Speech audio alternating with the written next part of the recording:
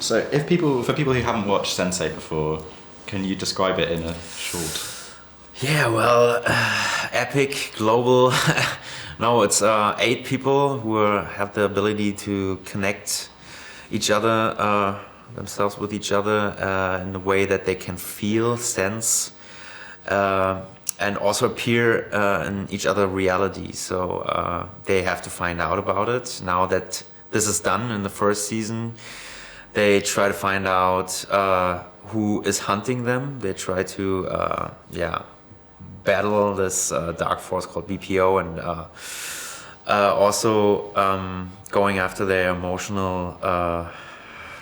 They have, each and every single one has their backstory, and they have to deal with that too. Wolfgang is a guy that is pretty much involved in the crime scene in Berlin, and he had a trauma from his childhood that he solved with killing almost everyone in his family, and now he has to clean up his mess and face the other gangsters in Berlin and find his path here.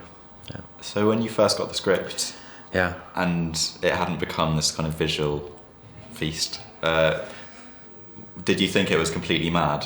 What was your reaction? Yeah, I had no idea how that would look like, how is that even possible to watch, because to follow up on 8 storylines is pretty intense already, but also appearing in these different realities. I always wondered about the effect, would it look like in Star Trek where they beam each other, or, but yeah, it was, in the end it was pretty logic, how it came across. It was very beautiful, and I love that series because you always can find something new because there's so much to see, and also the message of it itself is beautiful. Mm-hmm.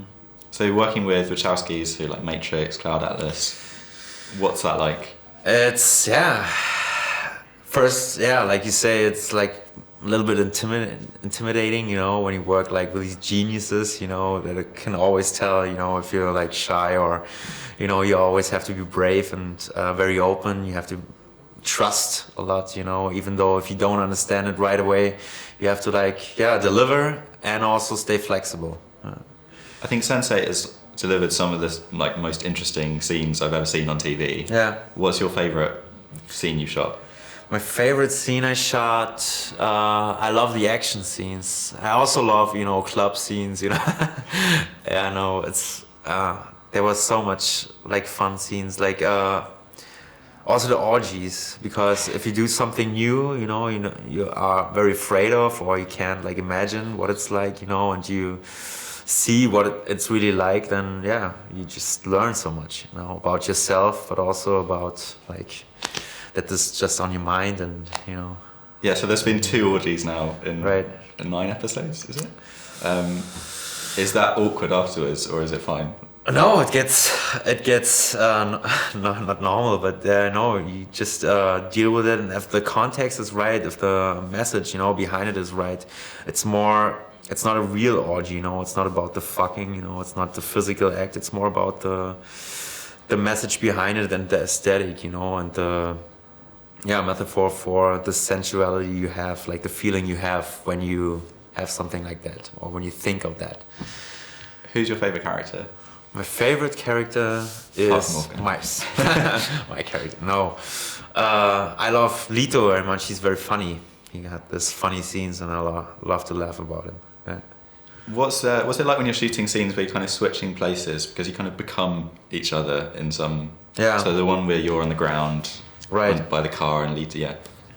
What's that like logistically? Is it complicated? Yeah, no, not really, because the logistics are all in the hands of very professional people. They are doing Hollywood stuff, you don't have to worry about anything. It's just about your own imagination, or you have to remember what it was like when you shot it the first time, because you always shoot it in 2 locations, and then you have to find yourself again in a different environment, but in the same kind of mood, and that is sometimes a little bit hard, to imagine or to remember. So season 2, Mr. Whispers is kind of the main horrible villain. What can we expect from him and from just generally the story? Well, I can't give you details, but yeah, he's a mean bastard, and he wants to kill us, and yeah, it's gonna be a rough and tough battle, and we are trying to stay a step ahead of him or his plans, you know, and try to hunt them down.